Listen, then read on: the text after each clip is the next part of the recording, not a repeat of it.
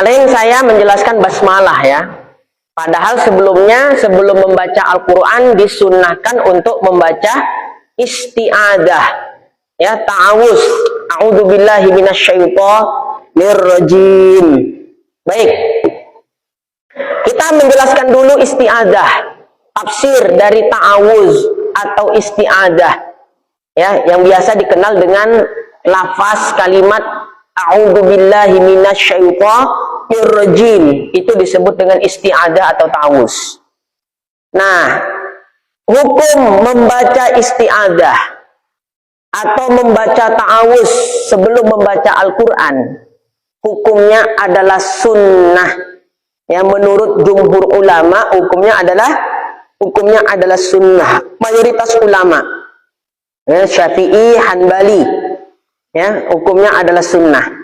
Mana dalilnya? Firman Allah, fa iza qara'tal qur'ana fasta'iz billah minasyaitonir rajim, surah An-Nahl. Maka apabila engkau membaca Al-Quran, fasta'iz billah minasyaitonir rajim, maka mintalah perlindungan kepada Allah dari syaitan yang terkutuk. Nah, jadi itu dalilnya, ya, dalil membaca isti'adah, a'udzubillahi minasyaitonir rajim. Hukumnya tadi apa, sunnah. Bahkan menurut pendapat mazhab Syafi'i dan mazhab Hanbali, annahu yusannu ta'awuz sirran fi awwali kulli rak'atin qabla al-qira'ah. Di setiap sholat dibaca enggak suratul Fatihah? Dibaca kan? Fi kulli rak'atin. Pada setiap rakaat dibaca suratul Fatihah di dalam sholat. Maka disunahkan sebelum membaca Al-Fatihah tersebut, ya, yaitu sebelum membaca Al-Fatihah di dalam sholat, maka baca dulu ta'awuz. Itu sunnah. Ini termasuk sunnah yang jarang diamalkan orang. Allahu Akbar, Allahu Akbar kabir, alhamdulillahi katsira, subhanallah bukratan wa asila, sampai selesai doa tidak dibaca. Langsung dia baca bismillah. Bismillahirrahmanirrahim. Nah, padahal sunnah sebelum baca itu basmalah Fatihah, baca ta'awuz. Imam makmum disunnahkan sebelum baca Fatihah di dalam sholat baca ta'awuz terlebih dahulu. Fi kulli rak'atin, pada semua rakaat. Ya, bukratan wa asila. A'udzubillahi minasyaitonir. Sir. Ya, sir. Nah, ada nggak Ustaz pendapat yang dibaca jahar? Ada. Ya. Kan sunnah sebelum baca Fatihah di dalam sholat membaca ta'awuz. Selesai permasalahannya. Permasalahan kedua, bacanya sir apa jahar? Kan gitu kan? Nah, bacanya sir. Tapi ada juga pendapat yang mengatakan bacanya jahar. Nah, mana tahu nanti kita bermakmum kepada imam yang baca ta'awuz di dalam sholat sebelum Fatihah bacanya jahar, jangan cepat-cepat menyalahkan. Nah, baik. Permasalahan kedua, apakah ta'awuz itu termasuk Al-Quran atau ayat Al-Quran? Ajma'ul ulama ala anna ta'awuza laisa minal Qur'ani wala ayat minhu. Ya, dalam tafsir Al-Munir jilid yang pertama halaman 46 sampai 47 karya Syekh Profesor Dr. Wahbah Az-Zuhaili. Beliau mengatakan ijma' ulama bahwasanya ta'awuz itu bukan bagian dari Al-Quran, juga bukan bagian ayat Al-Quran. Beda dengan basmalah kemarin. Basmalah ulama, ya, berbeda pendapat. Ada yang menganggap basmalah pada Fatihah termasuk ayat pertama suratul Fatihah. Ada yang menganggap basmalah pada suratul Fatihah tidak termasuk ayat pertama. Tapi mereka ijma bahwa basmalah bismillahirrahmanirrahim min kalamillah, termasuk kalam Allah. Maka siapa yang mengingkari basmalah itu bukan kalam Allah, maka kufur dia.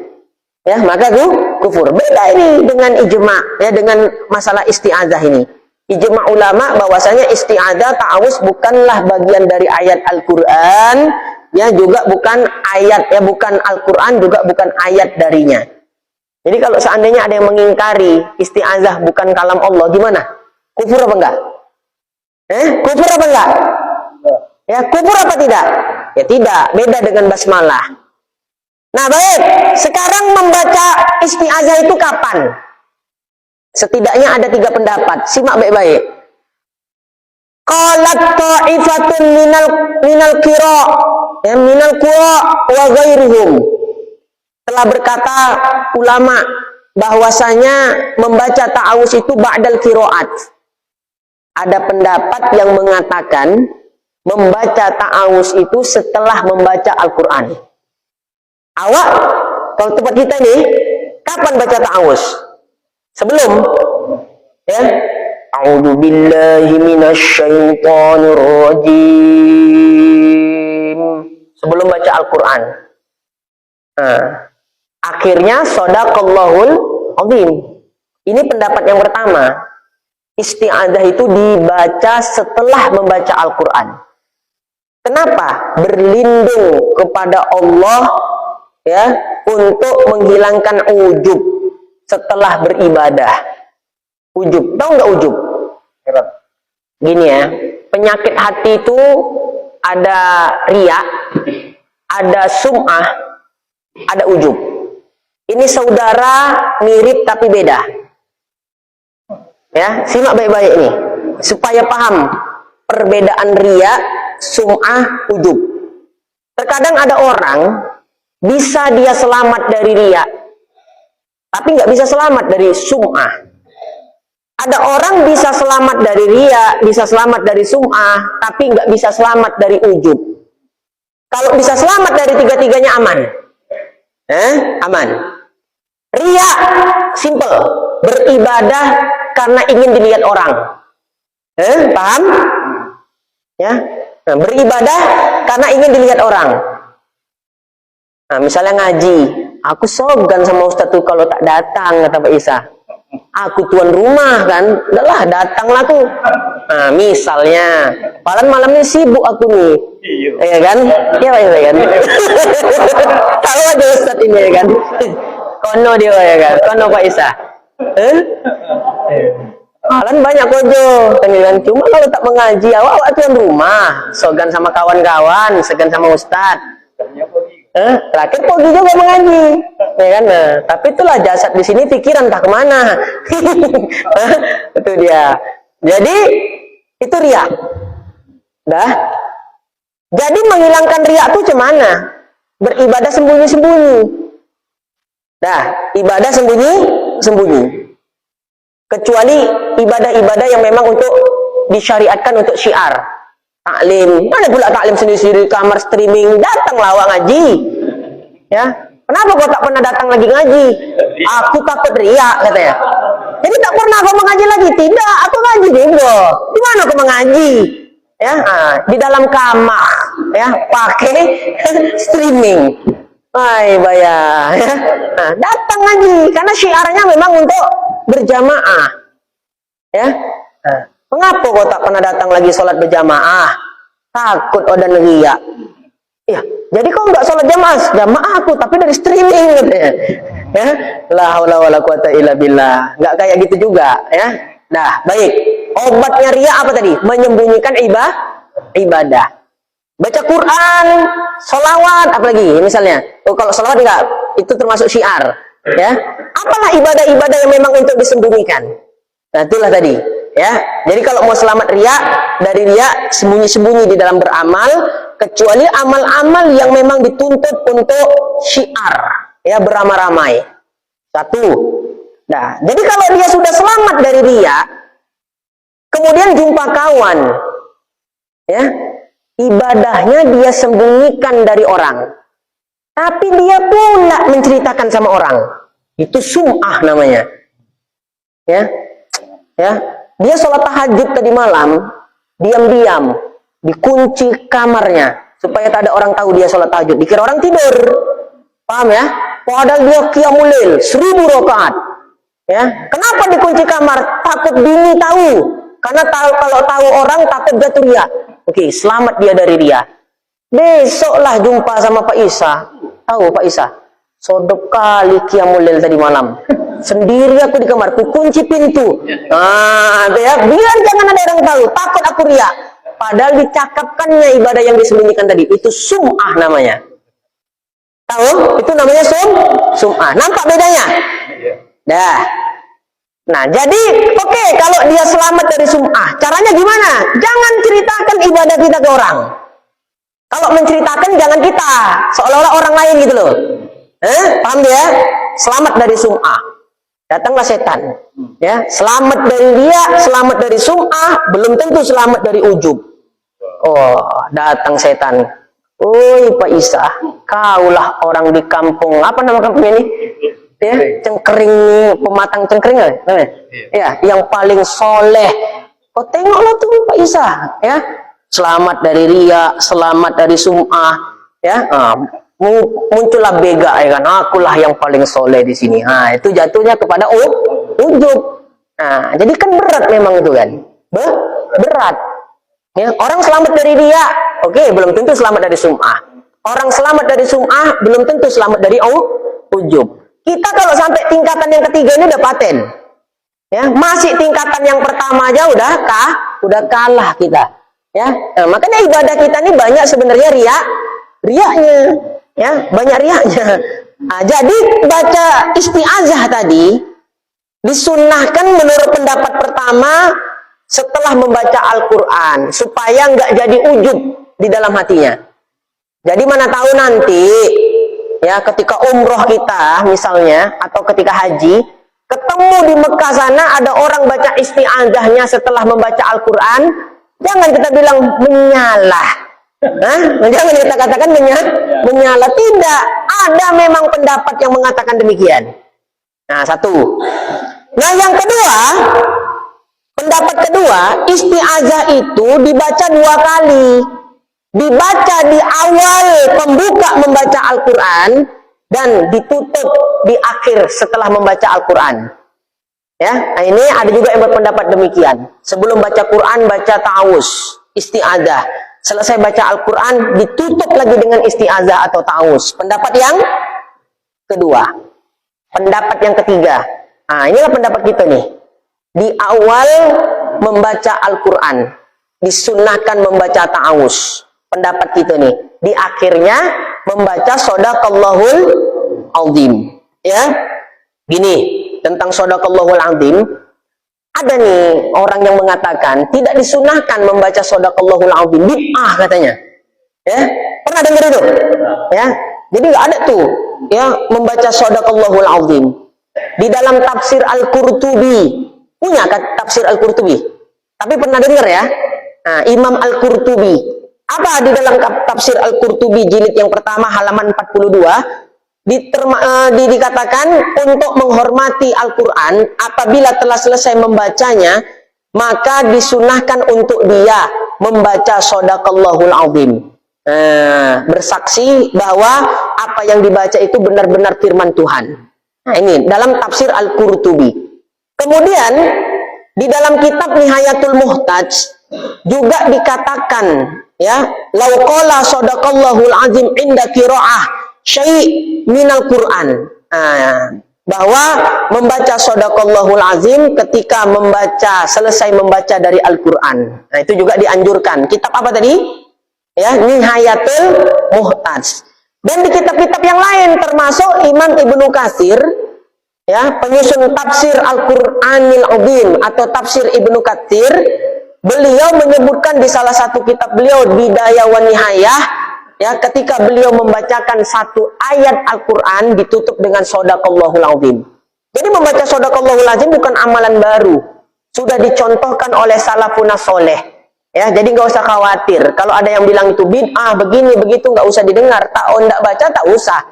Ya, jadi setidaknya tentang ta'awuz tadi dibaca ada 3 pendapat. Dibaca di akhir setelah membaca Al-Quran.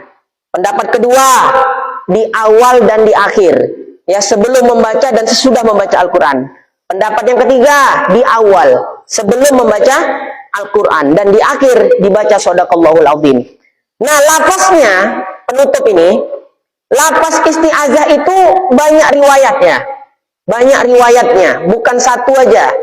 Tapi lafaz yang mukhtar, yang dikenal, adalah a'udzu billahi minasyaitonir rajim. Ini lafaz ta'awuz atau isti'adzah yang memang sudah dikenal. Ya, pendapat siapa ini? Pendapat Imam Malik, pendapat Imam Abu Hanifah, pendapat Imam Syafi'i. Jadi lafaz isti'adzah menurut ya jumhur ulama, Imam Malik, Imam Abu Hanifah, Imam Syafi'i, lafaznya a'udzubillahi minasyaitonirrajim seperti yang kita baca. Nah, riwayat Imam Ahmad lain lagi lafaznya. Riwayat Imam Ahmad, a'udzubillahi samiil alimi minasyaitonirrajim. Jadi kalau ada yang baca itu jangan disalahkan. Itu riwayat Imam Ahmad. Hadis riwayat Imam Ahmad dalam Musnad Ahmad Ibn Hanbal. A'udzubillahi samiil alimi minasyaitonirrajim. Dah. Yang ketiga, pendapat riwayat dari Imam Sauri. Ya, lafaz isti'azahnya panjang. A'udzubillahi minasyaitonirrajim. Innallaha huwas samiul alim. Ya, a'udzubillahi minasyaitonirrajim. Ya, innallaha huwas samiul alim. Riwayat Imam Sauri. Jadi ketiga-tiganya ini dipakai. Ya, cuma yang biasa kita kenal a'udzubillahi minasyaitonirrajim. Nanti kalau ada yang baca a'udzubillahi samiil alimi minasyaitonirrajim, jangan kita salahkan. Apalagi ada yang menambah a'udzubillahi minasyaitonirrajim innallaha huwas samiul alim. Itu juga jangan disalahkan. Ya.